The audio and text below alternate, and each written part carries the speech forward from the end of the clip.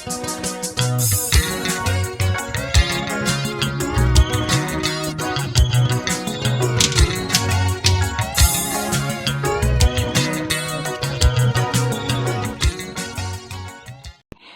abantu abangisekile, baningi abantu abenze amavidiyo, kodwa akekho noyedwa oke wajikela ku-inbox wami wathi yena udinga imali. Akekho noyedwa, kubona bonke abantu ebenibazi ukuthi bakhona kuleyo nto leyo, akekho noyedwa.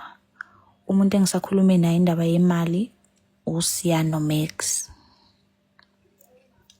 So into injalo bengizochaza nje ukuthi hayi bengingenankinga no-drink, kodwa ngoba uSiya unginikezile i-clue yokuthi masikhuluma ngo-drink sikhuluma ngento engakanani.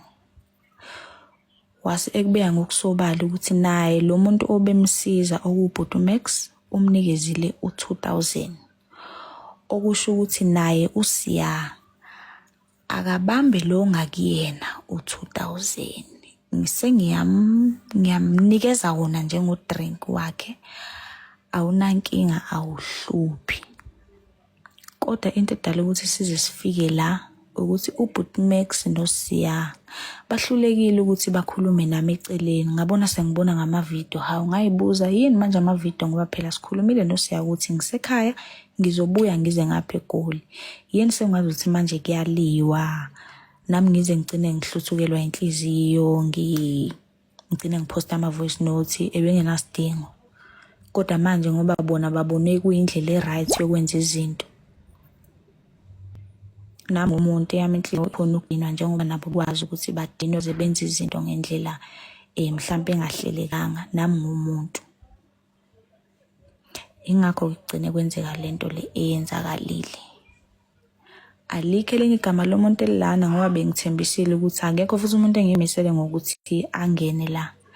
Noma ngabe yengimaziyo obengisupporta, noma ngabe nina ebenimazi obengisupporta, kodwa ngifuna ukuqinisekisa ukuthi akekho umuntu oke wangijikela ngemuva wazongifuna imali. Akekho. Even uBhuti Max akaze azangifuna imali. Sakhuluma naye ngoba ngizwa ulimi laSiya ukuthi angi-understand ukuthi ulimi laSiya luyapi imali uya ekutheni efana ngibalele ukuthi kunabantu abawu-3 ekufanele ngibanikeze imali. Kodwa ke indaba injalo guys.